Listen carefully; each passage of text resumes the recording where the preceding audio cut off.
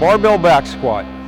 Now we're going to start to put a load on you and put together some of these ideas we've been working on with body weight squats and deadlifts and put some of this stuff together. Obviously we have to begin by getting the barbell on your back. What we mean by this in this case, there's several different ways that are correct or that are used commonly to do barbell back squatting. The way we're going to use is called a high bar squat, where the bar sits up high on the shoulders, almost on the neck, not quite on your neck, but as high up on your shoulders as you can get them. So Jim's going to place himself under the bar. And right here, before he even picks the bar up, he's preparing his body. Look how he's actually under the bar, and he's going to lift this thing off with his hips, not by some kind of convoluted back raise.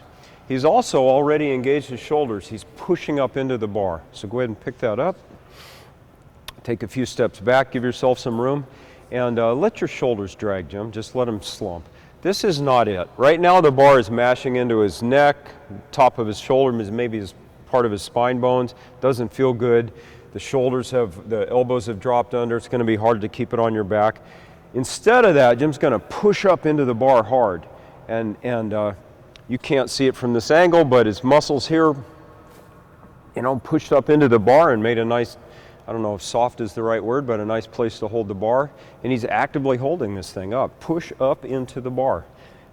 The next step is we have to engage your midline, just as before. So take a big breath, and then squeeze your abs tight. Pull yourself back down to where you started, but now there's a lot of tension on things, right? And then you hold your breath and push down hard. This pressurizing is a key part of holding yourself together here.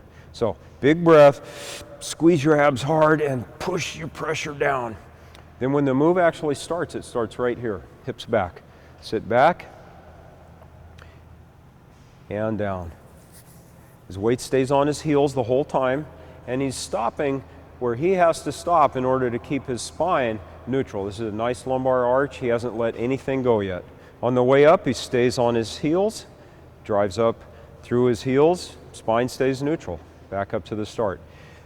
One common mistake is to get in too big a hurry between reps. So once you've gone to all the trouble to create this pressure, pull yourself down and drive back up in a nice squat, you got to breathe, right? So stop, take a breath, let everything go, and then do it again. Big breath. Squeeze your abs tight, bear down with pressure, hips back.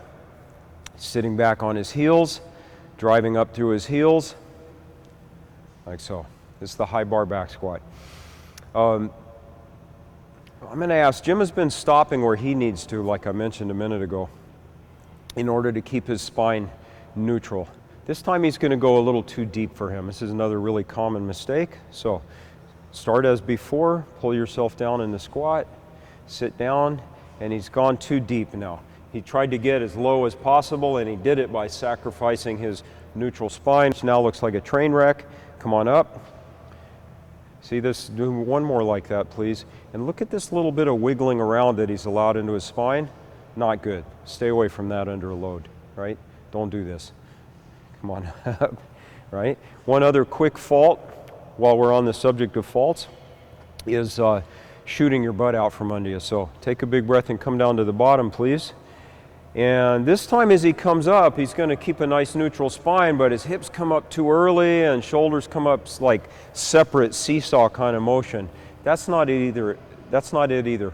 One more, Jim, please, with the right technique.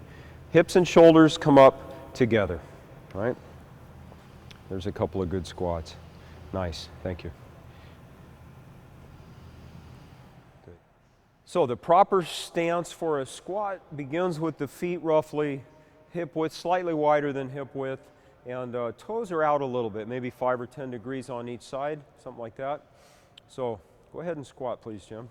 And notice as he squats that the angle of his leg, his upper leg, and the angle of his foot, they're pretty much tracking. It's the same direction. You want to avoid any obvious mistracking as you're coming up. Or down for that matter. So as you know, go ahead and squat, drive the knees way out, right? That's way too far out. The ankle has become unstable. That's not good enough. And also we want to avoid the knees diving in, feet rolling in. you know, collapsing on the inside there. Yeah, one more good, please. Yeah. So if we take the setup for a squat a step further, we want to get the hips completely engaged.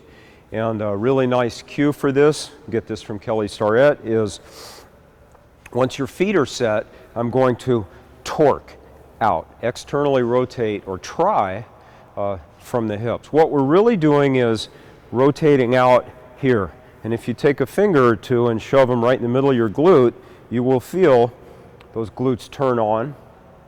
Right, so as I get ready for my squat, I get into position, pressurize my middle, and torque. I'm now turning my feet out hard against the ground as though I'm trying to do a snow angel thing with them, except that they're stuck on the ground and don't actually move.